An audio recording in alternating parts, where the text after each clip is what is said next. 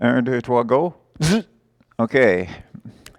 Ce matin, on va parler de qu'est-ce que j'ai donné comme titre Notre domaine. Notre domaine. Et pour commencer, j'aimerais regarder un peu Jean 8, 3 à 11. C'est une écriture qu'on a déjà regardée dans le passé. Aujourd'hui, on va regarder le même texte, sauf d'un un peu différent de point de vue. Donc, Jean 8, 3 à 11. Alors, les scribes et les pharisiens amenèrent, est-ce que j'ai dit comme faut, amenèrent? C'est ça, amenèrent? Oui, OK. Amenèrent une femme surprise en adultère et, la plaçant au milieu du peuple, ils dirent à Jésus, Maître, cette femme a été surprise en flagrant délit d'adultère. Moïse, dans la loi, nous a ordonné de lapider de telles femmes. Toi donc, que dis-tu? Il disait cela pour l'éprouver, afin de pouvoir l'accuser. Mais Jésus, étant baisé, écrivait avec le doigt sur la terre. Comme il continuait à l'interroger, il se releva et leur dit, que celui de vous qui est sans péché jette le premier la pierre contre elle. Et, s'étant de nouveau baissé, il écrivait sur la terre. Quand ils entendirent cela, accusés par leur conscience, ils se retirent un à un, depuis les plus âgés jusqu'au dernier. Et Jésus restait seul avec la femme qui était là au milieu. Alors, s'étant relevé et ne voyait plus que la femme, Jésus lui dit, Femme, où sont ceux qui t'accusent? Personne ne t'a-t-il condamné? Elle répondit, Non, Seigneur. Et Jésus lui dit, Je ne te condamne pas non plus. Va et ne pêche plus. Pêche plus. OK. Donc, la première fois qu'on a regardé cette écriture-là, ça parlait de la condamnation. Ceux qui arrivaient, qui ont pris la femme en adultère, comme l'histoire disait, ils amenaient cette femme-là à Jésus. Et ce n'était pas parce que ils étaient frustrés contre la femme pour ses actions, mais c'était plus pour piéger Jésus, n'est-ce pas? Ils cherchaient pas à lapider la femme, mais plus à lapider Jésus, si ce serait possible. OK? Mais la question, c'est que, vu que selon eux, il avait raison pour lapider la femme, qu'est-ce que j'aimerais qu'on puisse faire aujourd'hui? C'est de regarder l'humanité de la perspective de Dieu. Nous avons une tendance de regarder l'humanité autour de nous selon notre vécu.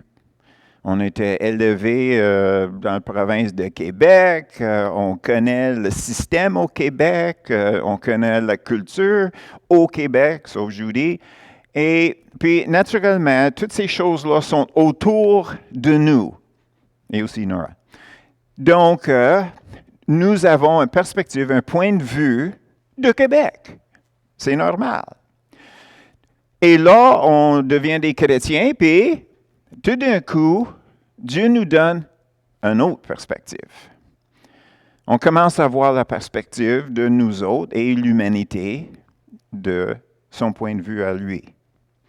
Et on réalise certaines choses, puis on fait des décisions personnelles par rapport à ça. On devient les chrétiens, puis on continue à étudier comment qu'on devrait agir, comment qu'on devrait penser, comment qu'on devrait ressentir selon Dieu. Et jusqu'à là, ça va bien. Jusqu'au moment où on essaie de mettre des choses en pratique, puis là, les conflits commencent. N'est-ce pas? S'il fallait que je change, j'ai déjà un conflit. OK. J'étais bien avant, comment ça se fait qu'il fallait que je change? Mais si on était si bien que ça avant, on ne serait pas intéressé dans le Seigneur. À un moment donné, on réalise qu'on a besoin de Dieu sur notre côté. Okay? Donc, aujourd'hui, on veut aller un peu plus loin. Au lieu d'avoir juste la perspective de Dieu de notre part dans notre vie, on va essayer de regarder l'humanité de la perspective de Dieu. Donc, pour faire ça, on va commencer avec Lévitique, chapitre 20, le verset 20, puis après ça, on va regarder 11 à 16. Donc, Lévitique 20, le verset 10. Ça, c'est la loi de Moïse. OK? C'est Dieu qui a donné la loi à Moïse. Donc, ça, c'est une partie. Si un homme commet un adultère avec une femme mariée, s'il commet un adultère avec la femme de son prochain, l'homme et la femme adultères seront punis de mort. OK. En retournant à l'histoire de Jésus, où est l'homme? Hein? Oh, peut-être ils l'ont déjà lapidé. Non, Sylvie ne pense pas. OK. Donc, on va aller avec Sylvie. Donc, on voit que eux autres étaient très, comment on appelle ça, là? Portés vers les hommes, moins vers les femmes. OK? Donc, elle, là, on peut s'arranger avec. Puis lui, ben, c'est un homme d'affaires. Il fallait qu'il reste comme président des États-Unis.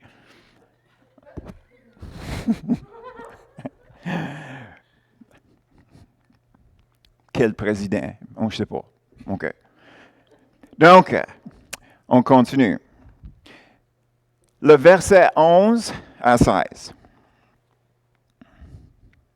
Si un homme couche avec la femme de son père et découvre ainsi la nudité de son père, cet homme et cette femme seront punis de mort, leur sang retombera sur eux. 12. Si un homme couche avec sa belle-fille, ils seront tous les deux punis de mort. Ils ont fait une confusion. Leur sang tombera sur eux. Si un homme couche avec un homme comme on couche avec une femme, ils ont fait tous deux une chose abominable. Ils seront punis de mort. Leur sang retombera sur eux. Si un homme prend pour femme la fille de la mère, c'est un crime. On les brûlera au feu, lui et elle, afin que ce crime n'existe pas au milieu de vous. Si un homme couche avec une bête, il sera puni de mort, et vous tuerez la bête. Si une femme s'approche d'une bête pour se prostituer à elle, tu tueras la femme et la bête, elle sera mise à mort, le sang retombera sur elle. En anglais, on dit heavy. Bien, le point ici, ce n'est pas les détails de ça. Il faut qu'on réalise que, imaginez, Dieu était obligé de faire ces lois-là. Ah, on a catché ça, hein? La perspective de Dieu, il regarde l'humanité et ils disent, il fallait que je leur dise ça. Est-ce que c'est vraiment pas, ça clique pas là, quelque part, là, il y a des morceaux qui manquent. L'ascenseur ne monte pas au dernier étage. Il manque un brick sur le voyage. Non. Pour donner la loi à Israël, ça veut dire que toutes ces choses-là se passaient autour d'eux déjà. Tu sais, c'était pas comme tout nouveau. J'ai jamais entendu parler de ça. Non. C'était tellement flagrant que Dieu était obligé de dire, ne fais pas ça. Ne vole pas. Ne mens pas. Est-ce qu'on était pas mal brillants à l'époque? Est-ce que notre nature a changé? Pas du tout. C'est horrible. OK? Nous autres, on dit c'est horrible, mais imaginez Dieu qui regarde ça du ciel, il voit l'humanité. Presque 7 milliards de personnes. Qu'est-ce qu'il voit, lui? Qu'est-ce qu'il voit? Donc, c'est facile à comprendre pourquoi Jésus était obligé de payer un tel prix. Parce que ça, c'était pour racheter l'humanité au complet. Donc, c'était un grand prix. Mais, de l'autre côté, c'était un grand dette aussi. Donc, on va regarder 1 Timothée 1, les versets 9 et 10. 1 Timothée, les T sont avant Hébreu. Donc, si vous tombez dans Hébreu, vous êtes allé trop loin. 1 Timothée, chapitre 1, les versets 9 et 10. Nous savons bien que la loi n'est pas faite pour le juste, mais pour les méchants et les rebelles, les impies et les pécheurs, les irréligieux et les profanes, les parricides, les meurtriers, les débauches, les homosexuels, les voleurs d'hommes, les menteurs, les parjures, et tous ceux qui sont contraires à la saine doctrine. Quand c'est écrit ici, nous savons bien que la loi n'est pas faite pour la juste. L'idée, ce n'est pas ceux qui sont ignorants des règles de la société.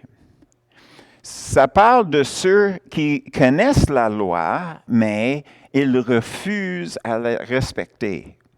Donc, ce n'est pas sans la loi, c'est sans loi. C'est pas sans la loi, comme j'ai aucune idée c'est quoi la loi, c'est que je sais c'est quoi la loi, mais je m'en fous. Donc, je vais faire ce que moi je veux. Donc, encore ici, on voit le cœur d'un être humain, puis qu'est-ce qu'un homme peut faire, ou une personne peut faire à une autre personne.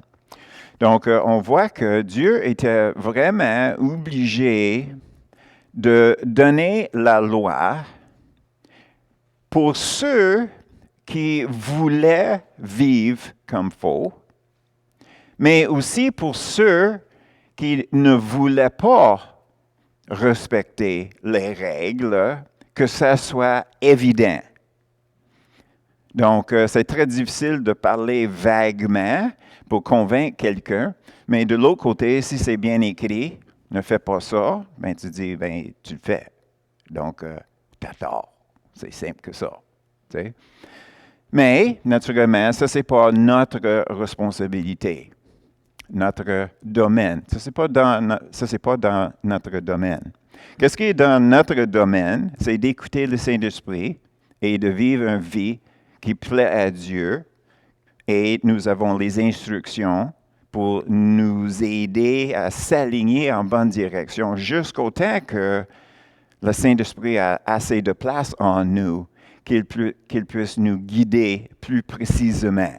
N'est-ce pas? T'sais, on commence ici, puis on change notre comportement. Mais ce n'est pas à nous à changer le comportement d'un autre. Les Écritures nous disent que c'est le Saint-Esprit qui doit agir dans la personne.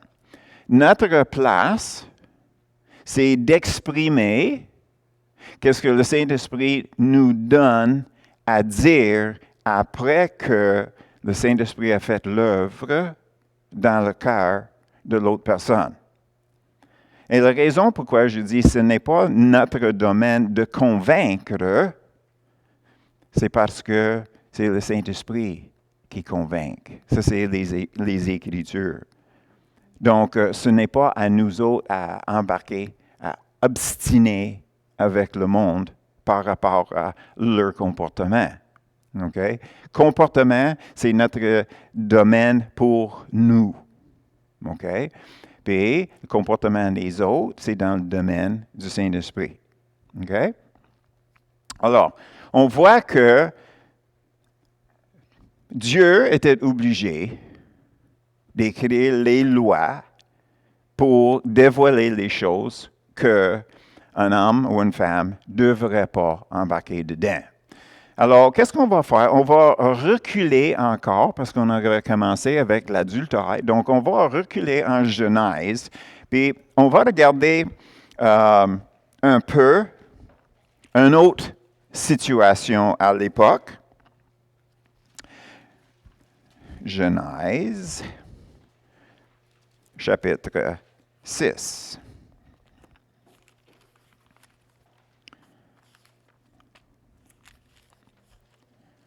Il fallait que vous avez votre grand Bible ce matin, le petit du Nouveau Testament, ce ne serait pas suffisant.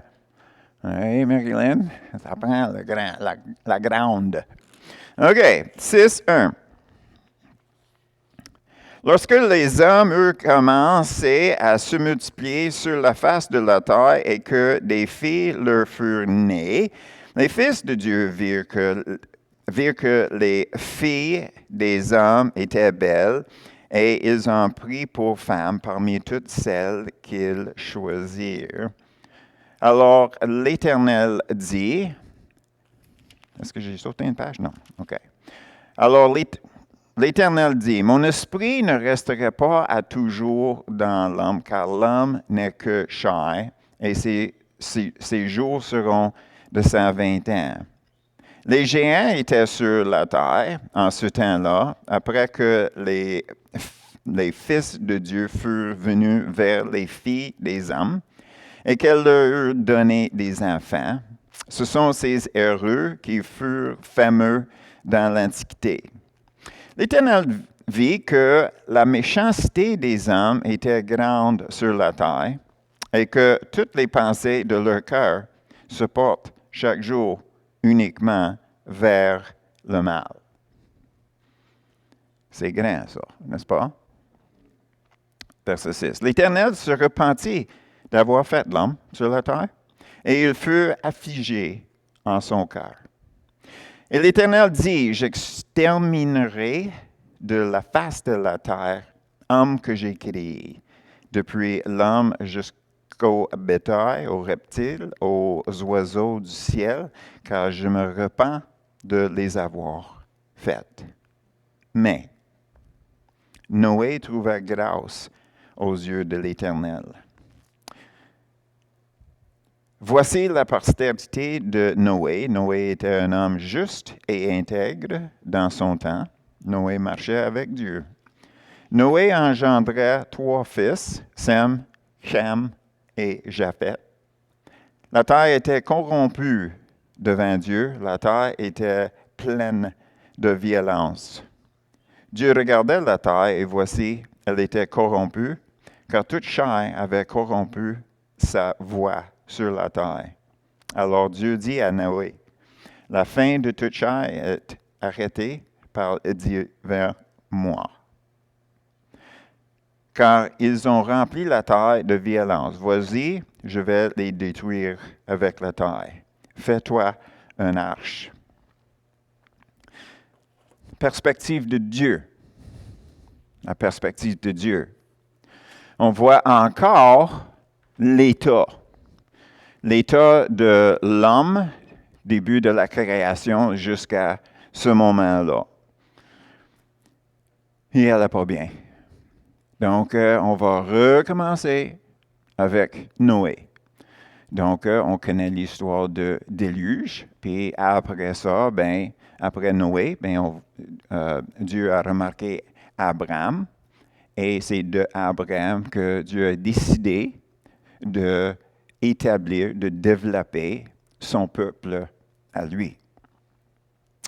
Alors, maintenant, on va retourner en Genèse, chapitre 2.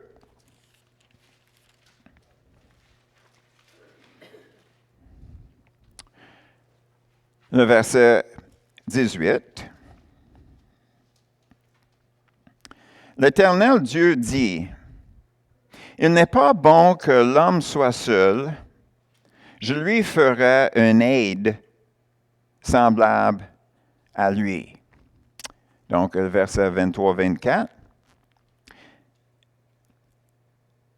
22, excuse-moi. L'Éternel Dieu forma une femme de la côte qu'il avait prise de l'homme et il la met vers l'homme.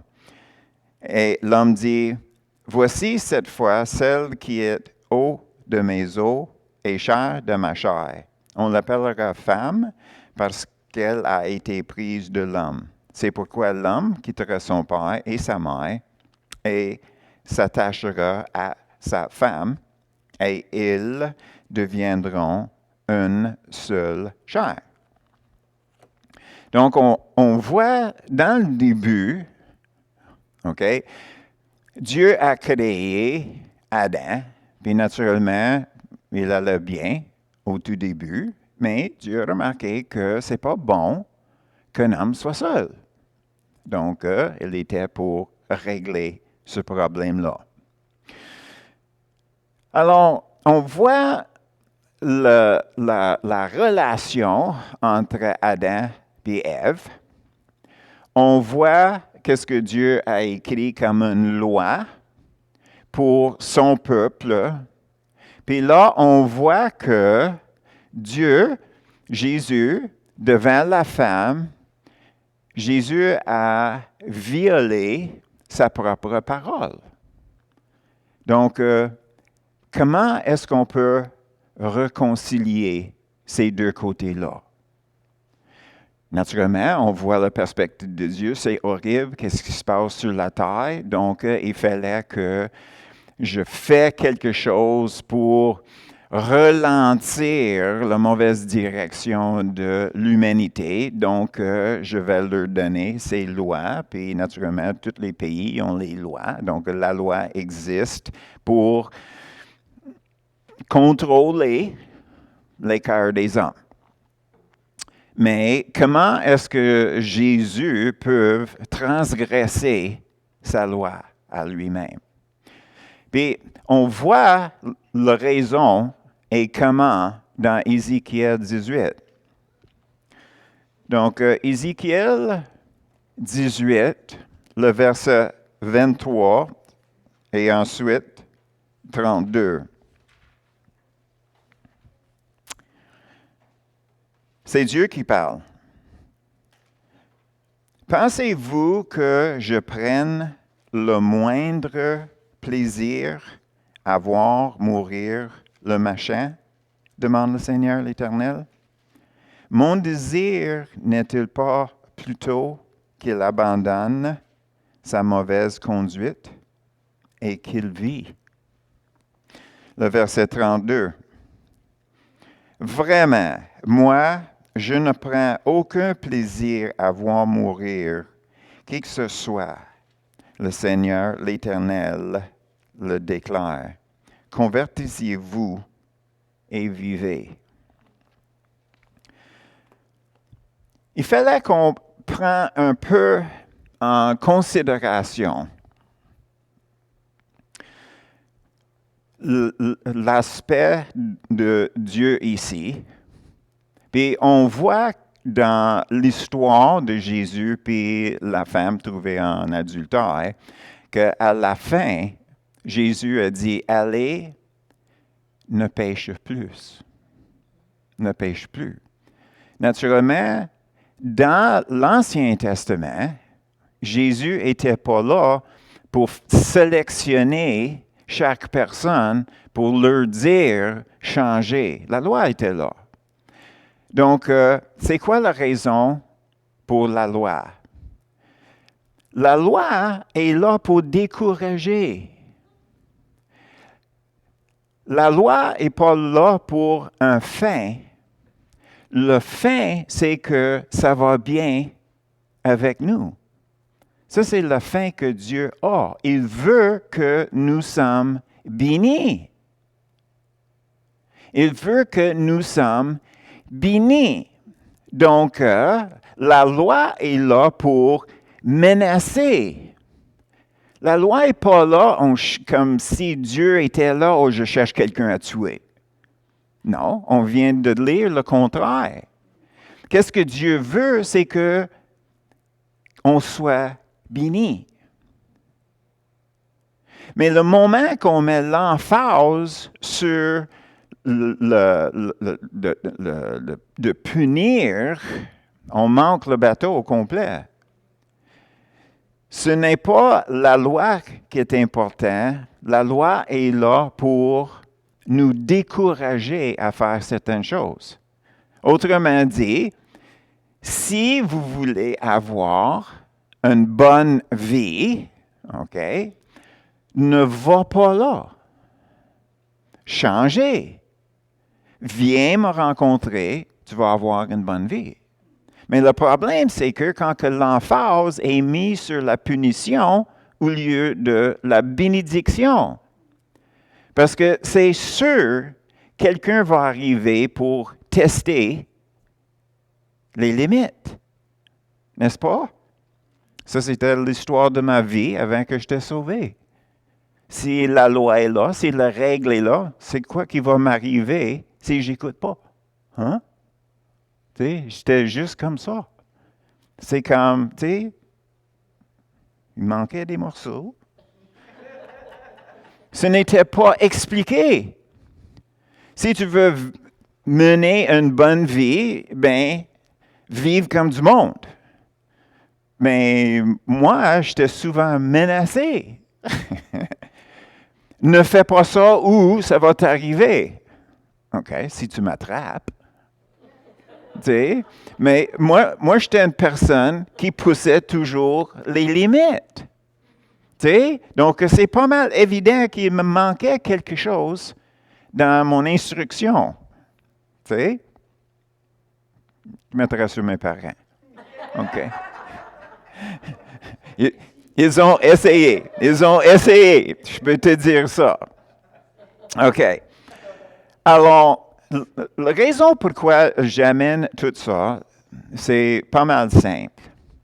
Il y a quelques années, ils ont fait une étude et puis ils ont découvert que le Québec, c'est dans les meilleures ou pires 3 places dans certains aspects de la société par capita. Vous savez, qu'est-ce que ça veut dire par capita? Ça veut dire que tu prends un petit groupe, tu prends un grand groupe. Si 10% de grands groupes, c'est un tel nombre, bien, il fallait que ça soit comparé avec 10% du petit groupe, que ça se trouve sur le même plancher, si on veut le dire de même. OK? Donc, per capita veut dire que, naturellement, si tu es un grand pays, tu vas avoir beaucoup plus de crimes par rapport au nombre de personnes qui sont en prison, à comparer avec un petit pays qui va avoir un certain nombre selon leur population. Mais peut-être le taux de crime est plus élevé parce qu'à comparer avec l'autre, le pourcentage est plus haut. Okay? Donc, vous me suivez. Donc, dans cette dans cette étude, ils ont découvert que le Québec avait le taux par capita le plus élevé dans le suicide, dans le divorce, puis ceux qui ne complétaient pas secondaire 5. Pire dans le monde développé. OK? Donc, quand on regarde autour de nous, qu'est-ce qu'on voit? Ce n'est pas normal. Ce n'est pas normal. Naturellement, si on prend certaines choses en considération, une personne qui n'est pas éduquée va manquer des opportunités dans la vie pour gagner des emplois plus payants. N'est-ce pas? Donc, suite à ça, vous voyez que ça va causer un nombre de tensions, pression dans la famille juste pour arriver. Donc, si la personne n'est pas élevée d'une bonne façon, bien là, on rentre dans l'abus des enfants, puis des femmes et des fois les hommes. Donc, on voit qu'une petite affaire, comme manque d'éducation, peut avoir beaucoup d'effets secondaires. Donc, si une personne est enlevée dans un environnement comme ça, comment est-ce que la personne peut apprendre, développer des bonnes relations? Quelque chose qui est sûr, quelque chose qui est solide. Donc, le taux de divorce. Et là, si on est élevé dans un sens comme ça, bien peut-être on manque d'espoir, désespéré, suicide. Donc, c'est horrible. Qu'est-ce qui se passe autour de nous? Dans les yeux de Dieu, ça, c'est horrible. Qu'est-ce qui se passe autour de nous? Mais pourquoi est-ce que j'amène ça ce matin? C'est parce que c'est à nous autres à réaliser que le monde extérieur n'a aucune idée. N'a aucune idée. Donc, on devrait avoir une tendresse de cœur envers eux. Mais pire que ça, c'est le fait que qu'est-ce qu'ils ont enseigné, c'est pas vrai. C'est pas vrai. Donc, est-ce qu'on est supposé de les convaincre qu'ils croient un mensonge? Non. Non. On a déjà dit, c'est le Saint-Esprit. OK? C'est quoi notre domaine? Notre domaine, c'est notre propre comportement. Puis la base de ça, c'est aimer Dieu avec tout notre cœur, aimer notre prochain comme nous autres mêmes. OK? Donc, si on va un peu plus loin sur la deuxième partie, aimer les autres comme soi-même. On devrait avoir une tendresse envers les autres à l'extérieur. On devrait avoir une tendresse. On doit réaliser qu'eux autres, ils croient des mensonges. Et qu'est-ce qu'on va faire, c'est que on va regarder Marc 10, 4 à 9. Marc 10, les versets 4 à 9. Encore, le monde sont après Jésus. Moïse, dit-il, a permis d'écrire une lettre de divorce et de repudier sa femme. Et Jésus leur dit, c'est à cause de la dureté de votre cœur que Moïse vous a donné ce précepte. Mais au commencement de la création, Dieu fit l'homme et la femme. C'est pourquoi l'homme quittera son père et sa mère et s'attachera à sa femme, et les deux deviendront une seule chair. Ainsi, ils ne sont plus deux, mais ils sont une seule chair. Donc, on voit que Jésus, il retourne au début. OK? Est-ce que je suis ici pour condamner le monde qui sont divorcés? Et quasiment tout le monde ici qui était divorcé d'un moment à un autre. Et des fois, on essaie la réconciliation, puis ça ne marche pas. Mais de l'autre côté, naturellement, on n'était pas élevé dans la société juive. Donc, on ne connaissait pas Dieu. La société dans laquelle on vivait ne connaissait pas Dieu non plus. Donc, à quelque part, on doit réaliser où ce que nous sommes dans le plan de Dieu, puis les efforts que nous avons faits dans nos propres vies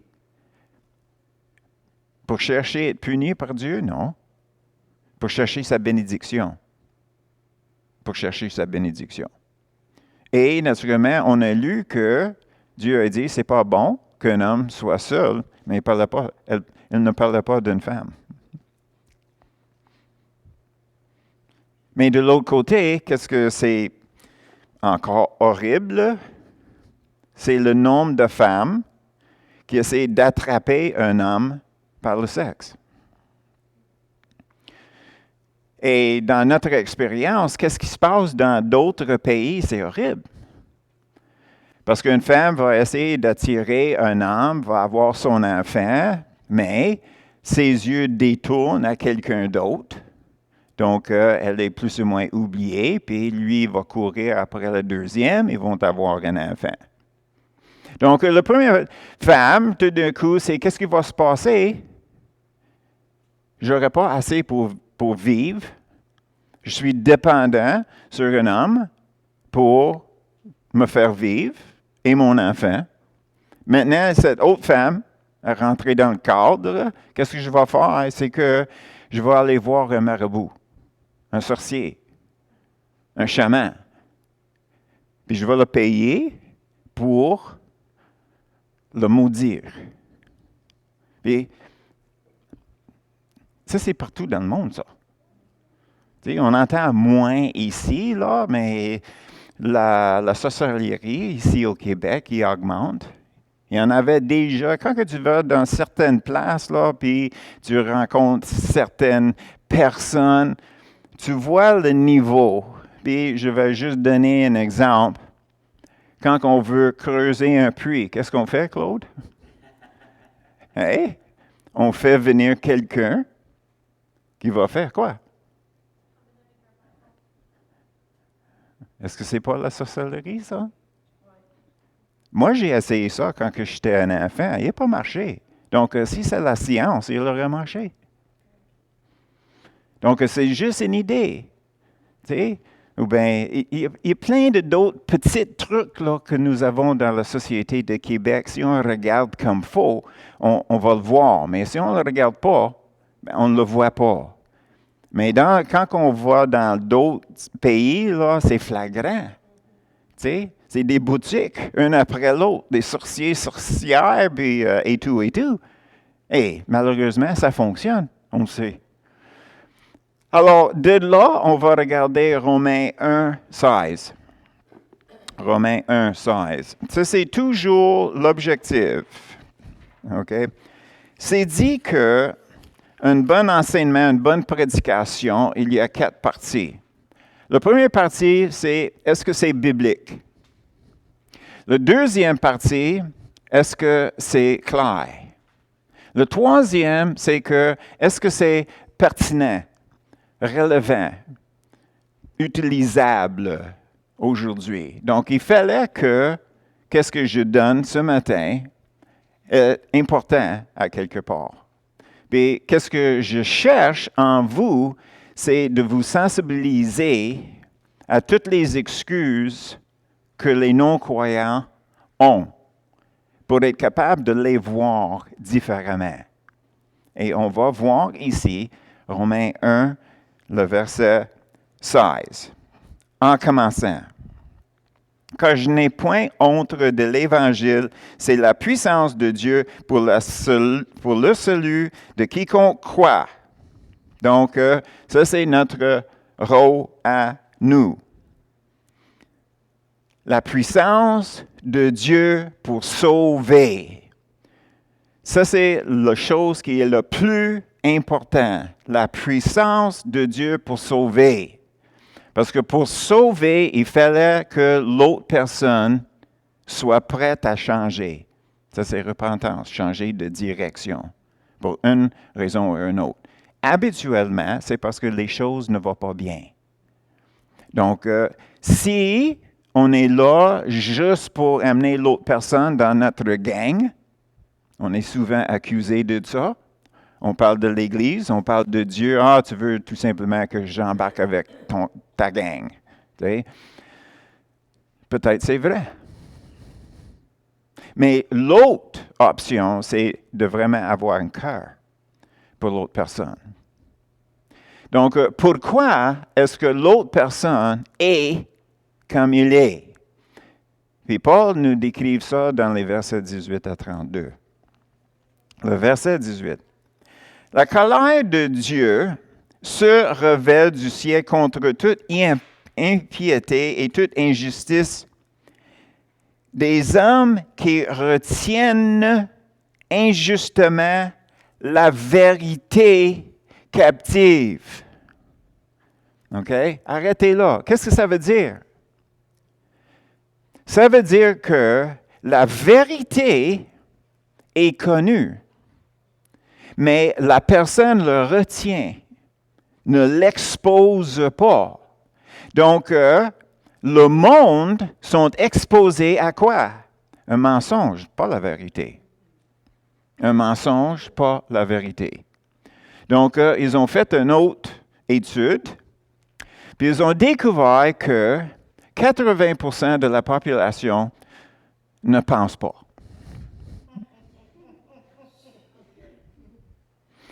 C'est pas pour dire, tu sais, 2 plus 2 égale 4. Ça, c'est pas penser, ça. Ça, c'est pas considéré. Penser, ça veut dire que tu es présenté avec quelque chose. Il fallait que tu prennes des choses en considération. Avec un processus de pensée, tu arrives à une conclusion.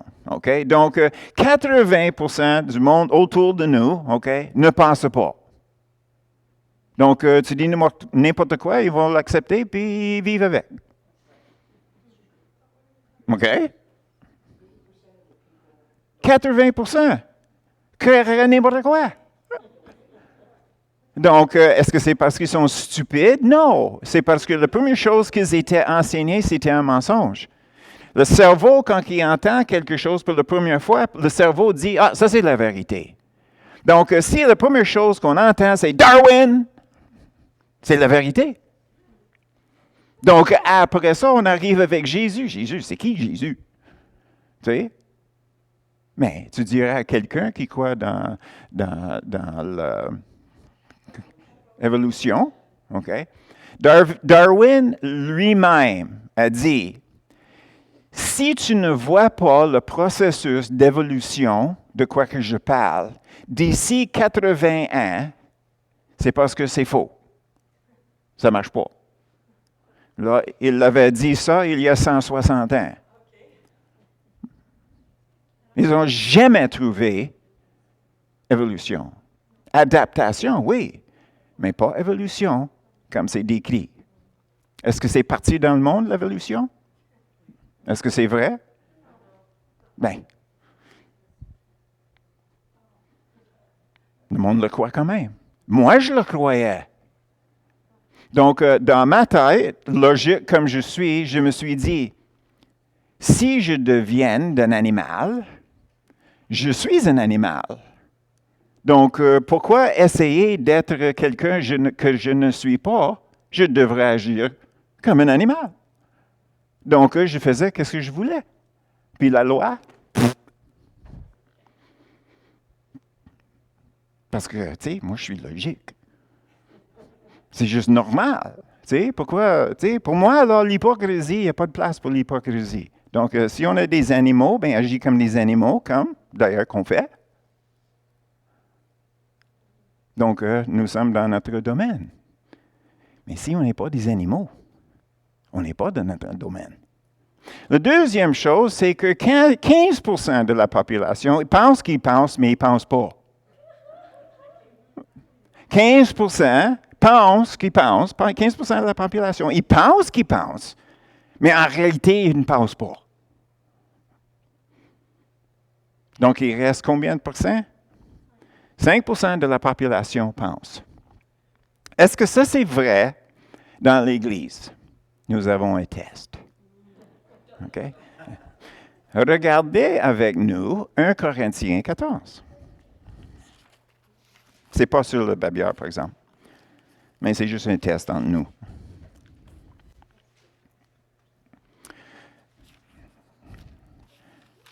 « 1 Corinthiens, chapitre 14.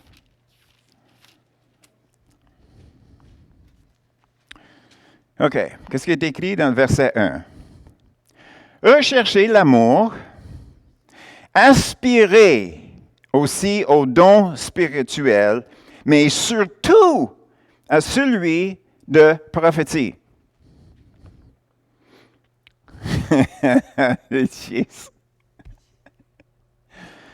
Combien de chrétiens ont lu ça? Okay. Une personne qui ne pense pas, quand il va à l'église où ce que le pasteur dit, le temps de prophétie est passé, c'est l'Ancien Testament, il n'y a plus de prophètes aujourd'hui, il dit, il fait quoi? OK, n'a pas de prophète, aujourd'hui il ne peut pas prophétiser. OK. On gobe ça juste parce que le gars en avant le dise. Ça, c'est pour le 80%. OK?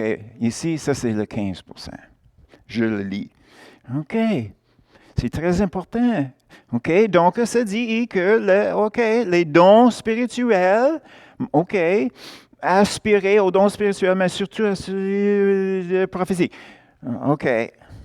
OK. Seigneur, si tu veux que je prophétise,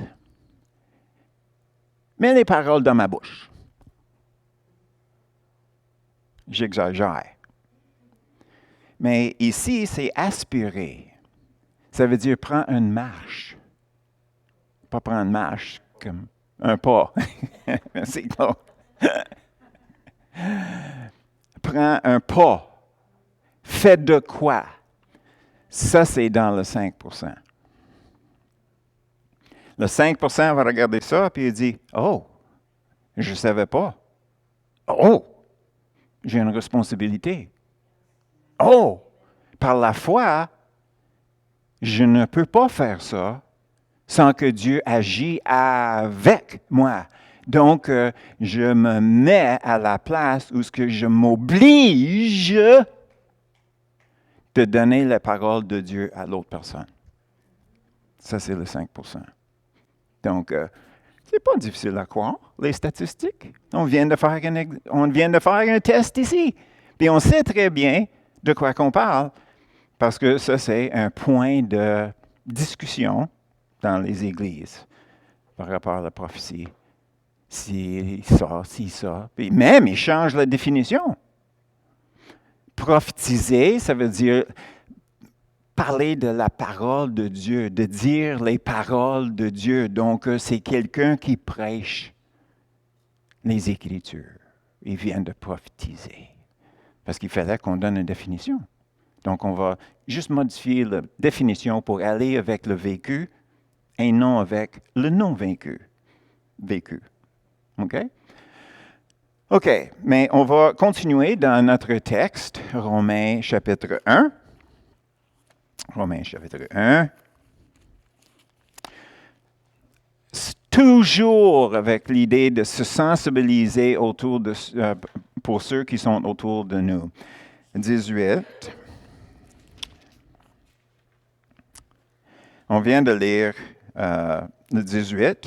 On voit que c'est les hommes qui connaissent la vérité, mais ne veulent pas que ça soit dévoilé. Donc, on continue. Car ce qu'on peut connaître de Dieu est manifeste pour eux, Dieu le leur ayant fait connaître. Ça veut dire qu'on peut connaître que Dieu est là juste en regardant autour de nous. OK? Puis avec la science et les scientifiques, il ne dit pas nécessairement que c'est Dieu qui a créé tout ce qui est autour de nous dans l'univers, mais il dit c'est organisé. C'est conçu avec intelligence. Donc, ils sont rendus jusqu'à ce point-là. OK? On continue. Verset 20. En effet, les perfections invisibles de Dieu, sa puissance éternelle et sa divinité se voient comme à l'œil nu. Depuis la création du monde, quand on les considère dans ses ouvrages, ils sont donc inexcusables. Car ayant connu Dieu, ils ne l'ont point glorifié comme Dieu et ne lui ont point rendu grâce. Mais ils se sont égarés dans leurs pensées et leur cœur, sans intelligence, a été plongé dans les ténèbres. Se vantant d'être sages, ils sont devenus fous. Ils ont changé la gloire de Dieu incorruptible en image représentant l'homme corruptible, des oiseaux, des quadrupèdes et des reptiles. C'est pourquoi Dieu les a livrés à l'impurité. Tu veux aller par là? Je ne t'empêche pas, je ne peux pas quand même. Donc, il fallait que je te laisse aller. Leur cœur. Ainsi, ils déshonorent eux-mêmes leur propre corps, eux qui ont changé la vérité de Dieu en mensonge et qui ont adoré et servi la créature au lieu du Créateur, qui est béni éternellement. Amen. C'est pourquoi Dieu les a livrés à des passions inflammées, car leurs femmes ont changé l'usage naturel en celui qui est contre nature. Et de même, les hommes, abandonnant l'usage naturel de la femme, se sont enflammés dans leur désir les uns pour les autres, commettant homme avec homme des choses infâmes, et recevant en eux-mêmes le salaire qui méritait leur égarement. Comme ils ne se sont pas souciés de connaître Dieu, Dieu les a livrés à leur sang réprouvé pour commettre des choses indignes, étant remplis de toute espèce d'injustice, de méchanceté, de cupidité, de malice, pleins d'envie, de meurtre, de querelle, de ruse, de malignité, rapporteurs, médisants, impies, arrogants, hautains, fanfarons, ingénieux au mal, rebelles à leurs parents, dépourvus d'intelligence.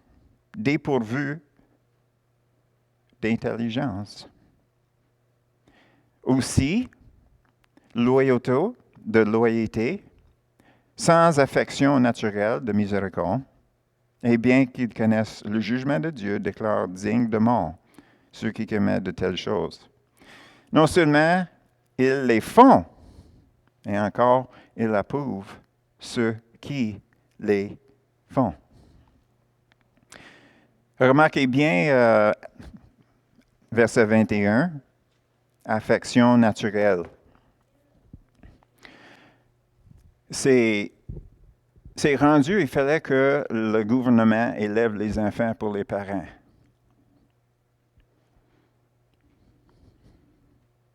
Pourquoi? Est-ce que c'est pas possible pour une famille de vivre en famille avec un salaire? Ou bien si c'est 2 salaires, est-ce que c'est nécessaire, il fallait qu'on déporte les enfants?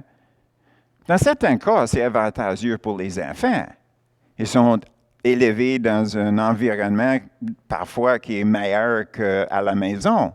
Tu sais, je ne suis pas contre ça.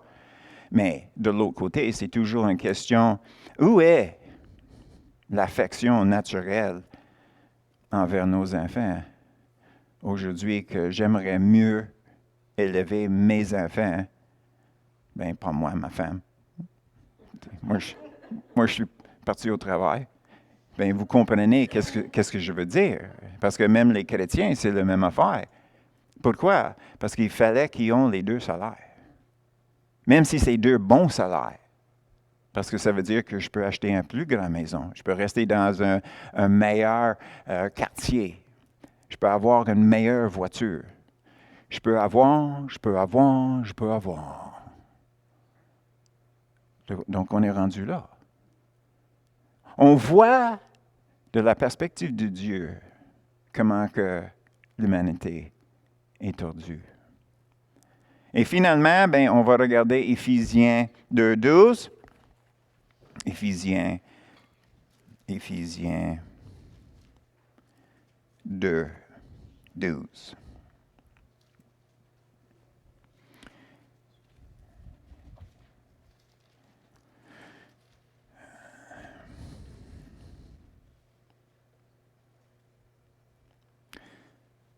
Souvenez-vous que vous étiez, en ce temps-là, sans Christ, privés du droit de cité en Israël, étrangers aux alliances de la promesse, sans espérance et sans Dieu dans le monde.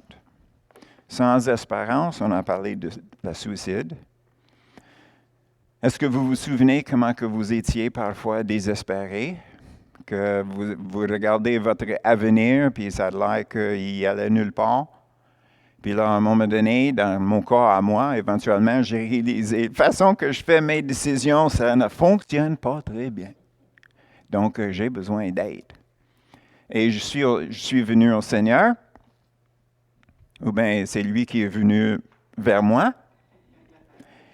Et puis, à un moment donné, quand que je regardais, puis je lisais, puis j'étudiais, qu'est-ce que j'ai remarqué? C'est que le christianisme, c'est complet. Tout est là. C'est logique. Si tu fais ça, tu seras béni. Si tu fais ça, tu ne seras pas béni.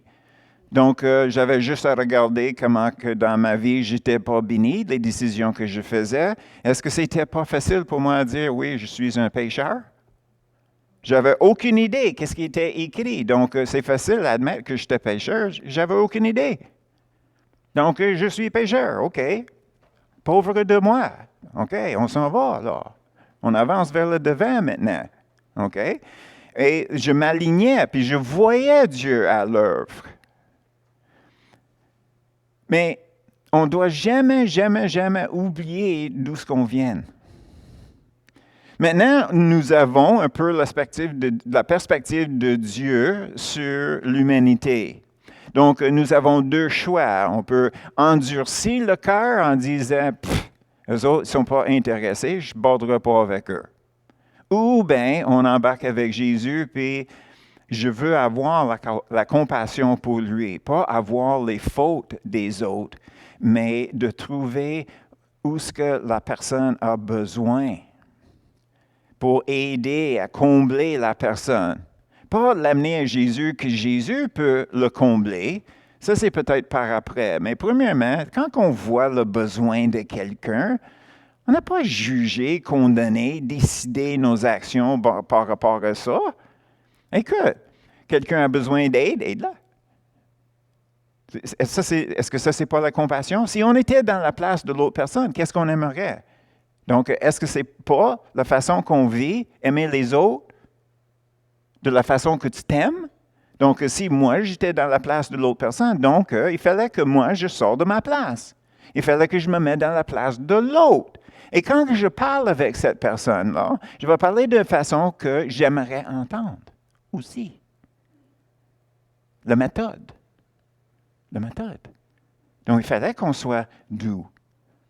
Des fois, il fallait qu'on dise les choses qui sont vraies, mais pas. Mais c'est juste la vérité. OK? Mets pas ta main dans le micro-ondes pendant qu'il marche. Tu n'aimerais pas ça. Mais si tu insistes, vas-y, mon homme. Tu sais, je ne peux pas t'empêcher. OK? Mais je te dis, c'est pas une bonne idée. C'est si simple que ça. Tu sais, tu grimpes dans un arbre, tu ne tiens pas, tu vas tomber à terre. C'est gravité. C'est normal. OK? C'est juste ça. Si on n'écoute pas Dieu, on tombe de l'arbre. Pas compliqué. Mais on n'a pas pour dire que si tu ne m'écoutes pas, si tu ne suis pas Dieu, gna, gna, gna, gna, gna. Est-ce qu'on était attirés comme ça? Lève-moi la main si vous étiez attiré à Dieu parce que tu étais menacé. OK? Est-ce que je dois donner un peu plus de temps? OK? Non. C'est parce que Dieu veut bénir. La loi, ce n'est pas pour punir, menace, pour décourager. Mais si tu as une tête dure, le mur reste là, à un moment donné. Mais on n'a pas besoin de menacer le monde avec ça. Alors ça, c'est notre domaine. Notre domaine, pour conclure, c'est notre comportement à nous. Okay? Notre domaine, c'est aussi ici la paix, la joie, l'amour, les fruits de l'esprit listés. Okay? Ça, c'est notre domaine. Nous avons ça en développement en nous à cause du Saint-Esprit, n'est-ce pas? OK? Donc, qu'est-ce que nous avons à donner aux autres? C'est un encouragement de leur dire qu'il y a de l'espoir. Il y a une place où ce que vous êtes aimé. Il y a une place où ce qu'il y a de la joie. Malgré les situations, il y a une place où ce que tu peux être, peu importe la situation dans laquelle que vous vous trouvez. N'est-ce pas? Donc, c'est ici. Puis troisièmement, c'est spirituel. C'est spirituel. Dieu, le Saint-Esprit, nous dirige.